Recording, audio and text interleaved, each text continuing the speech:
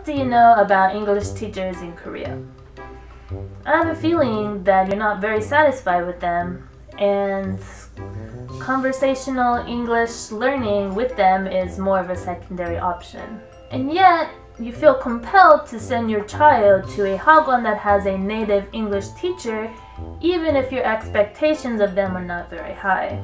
Well, I'm going to tell you all of the issues surrounding native English teachers in Korea. I've taught in a variety of different places: public school, private elementary, hagwons, an English village, and I'm tutoring now. And obviously my experience is going to be different from others. And this is just my opinion, but I am also curious what others' opinions on this issue are. If I am wrong about something, if I've been misinformed, or if you have a different opinion, please let me know. I'm very interested. I won't be talking about English education surrounding the entrance exam, as well as online classes. That's a different topic. There are 4 groups that are linked to this issue. There are the native English teachers, the students, the institutions, hagwon schools, and the government, Ministry of Education, Immigration, etc. I'll explain the complicated, tangled web of relationships and explain the perspectives of each side.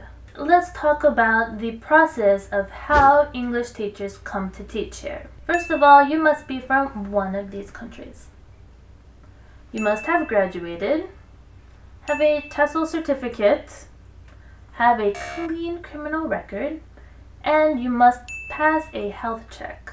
If you meet all of these requirements, you can get a job.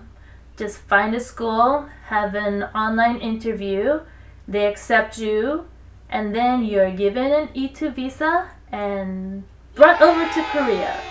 Let's talk about hagwons first. So the teacher comes over to Korea. They meet with the hagwon owner, they go on a tour, get some basic information, and the next day they start teaching. Go into the class, open the book, teach page 1 to 5. The first reason you're not satisfied with native English teachers is because of the lack of training. Even if you know a language, it's not always easy to explain it, to teach it. You have to know all the details of how the grammar works, and you need different teaching methods, and learn how to explain things clearly, and you also have to learn about class management and things like that. As I mentioned earlier, teachers need to have a TESOL certificate before they come. The majority of people get theirs online. You get some lessons through an email, read the lesson, fill out a worksheet, that's about it. It's really easy. Don't have to study. There are no tests to pass it. An elementary school kid could do it. Yeah, the Ministry of Education's EPIC program does have training. It's a week long, and you have classes and lectures on teaching methods and Korean culture. You also get some Korean lessons too. But it's just a week, and it's only for public school teachers.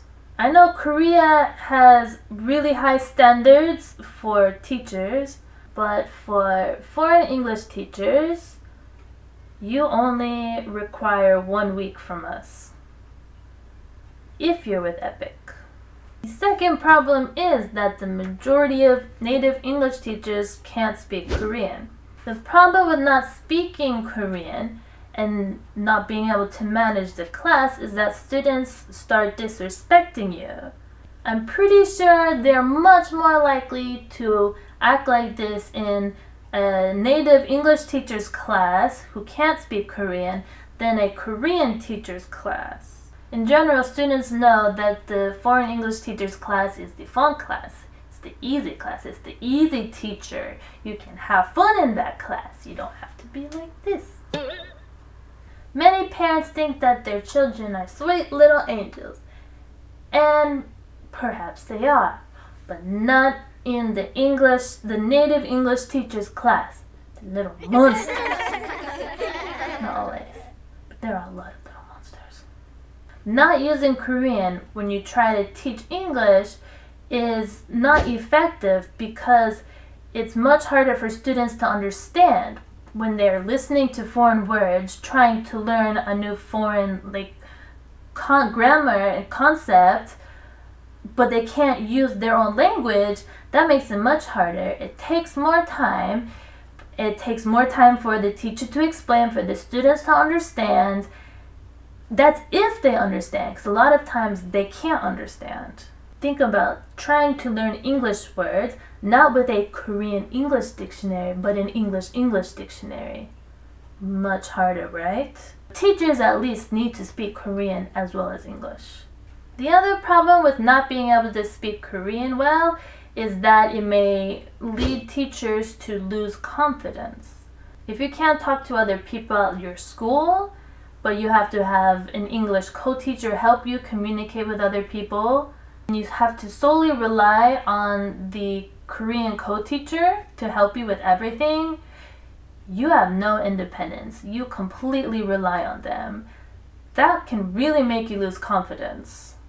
Don't feel independent, you have no confidence, you can sometimes start losing your motivation to teach effectively. I've seen this a lot. Teachers get really stressed or they get really lonely, they start complaining, start feeling really negative about their school and teachers or their boss or their students. They sometimes end up feeling so bad that they want to leave their job or even leave Korea. So, native English teachers not sounding so good, are they? Well, let's look at it from their point of view. Alright, so let's say you're an American. You just graduated college. You're having a really hard time finding a job. You've been kind of interested in Korea for a while. And you find out, hey, I can go there and teach English. And you start considering going there to teach English. The payment's pretty good and you get health insurance. You end up coming to Korea and now you're stuck in a bad situation.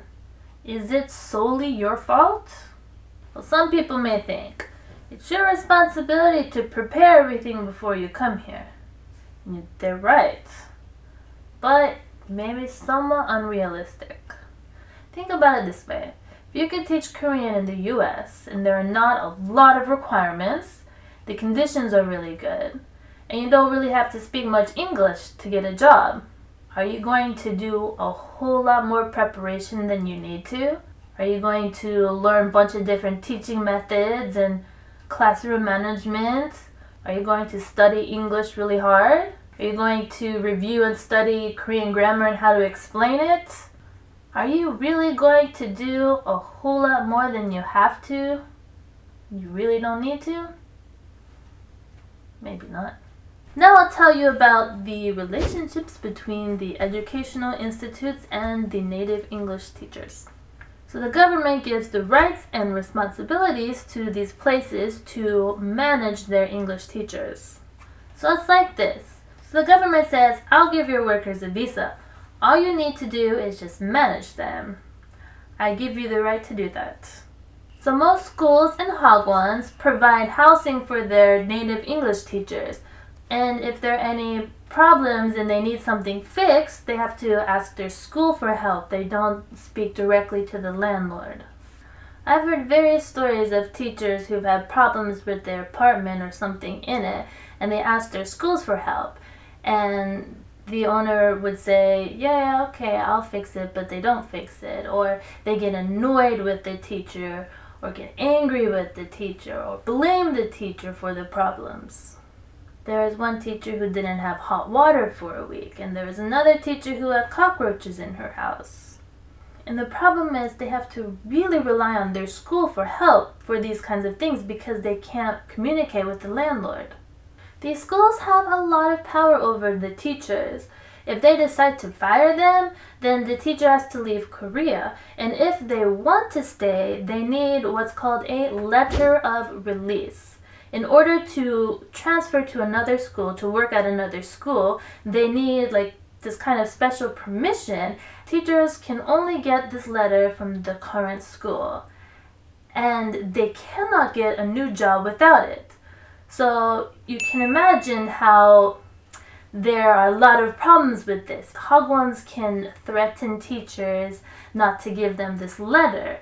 Some teachers are threatened into staying at the school. It's almost as if the teachers are on a leash. So not only do teachers rely on their school a lot, but the school has quite a bit of power over them. Another common problem is with severance pay. Once a teacher finishes their one-year contract, they get a bonus for completing it. It's equal to 1 month's pay. So it is not uncommon for the school to fire the teacher in the 11th month, so they do not have to pay them that bonus. Actually, foreigners are really worried about working at some educational institutes like Hagwons because this happens a lot.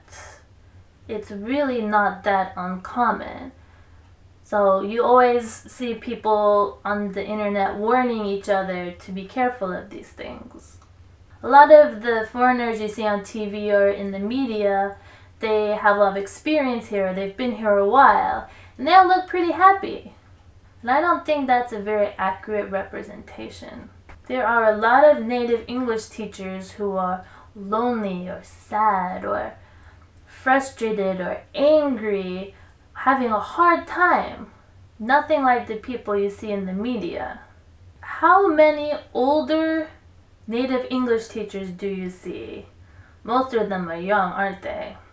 Please don't only look at the bright side of the native English teacher life. There is also a very dark side. Now maybe some people want to blame the Hagwons. It's the Hagwons' fault. They're making these problems for the teachers. Alright, now let's talk about how Hagwons feel. Students and their parents want to learn from native English speakers. So since the customers want it and the market wants it, Hagwons have no choice but to hire a native English teacher. And you know that the Hagwon market is really competitive. So let's say you're a Hagwon owner, and that Hagwon got a native English teacher, and that one and that one. You have no choice but to get one too in order to compete with them. A lot of Hagwons do end up kind of giving up on their native English teachers. And they tell them, you know what, just be our face for this school. Be a pretty face. I know there are a lot of Hagwon owners who think that their teachers are not really serious about teaching and just want to have fun in Korea and want to hang out in Hongdae and Itaewon and party and drink. Yeah, I don't like those kinds of teachers either. So I do kind of understand how Hagwons feel about native English teachers. Now let's look at things from the government's perspective. So all of these bad things with native English teachers are happening. Does this really help Korea as a country? Don't you think you need to utilize these teachers and help Korea become more powerful internationally? And native English teachers who have worked at these educational institutes kind of lead the opinion of the foreigner community. What the native English teachers say, what they share, really does have a lot of influence. Does the Korean government really want all of these foreigners saying these bad things about Korea? This doesn't help Korea's image as a country. So quick review. First, Koreans want to learn English from a native English speaker. Then, educational institutions hire teachers based on this need. And then, the government allows the employment and supports the educational institutions. In the end, it all comes back around to affect the students. In the end, they're the ones that suffer. So whose fault is it? I don't think it's the native English teacher's fault. I don't think it's the Hagwons or school's fault. Learning English from a native English speaker is not a problem in itself. The system is the problem. Are you listening? The Ministry of Education, Immigration. The problem is that everything is really easy. It's easy to become a native English teacher. It's easy for Hagwons to hire these English teachers. And it's easy for them to fire and replace them. We need to change the system. One thing we could do is to give the opportunities to people with higher qualifications. and have a stricter evaluation process. We can also provide training, good training from the government and at each 학원. They could even have a kind of internship period before the official work started. And maybe only allow verified educational institutions to hire native English teachers. Motivate them to want to stay and really try. The system has been this way for a long time, and it hasn't changed. But it's time to change. I know it's not a quick and easy fix.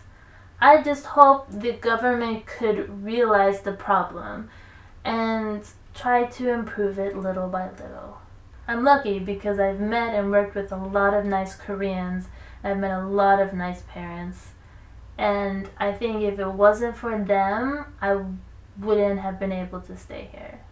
I want to say I appreciate you. Thank you.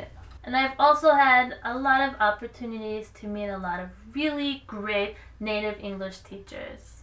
Teachers who are passionate about teaching, who love their job, who love their students, and who love Korea. Next time, I plan on talking about English tutoring. So, until then,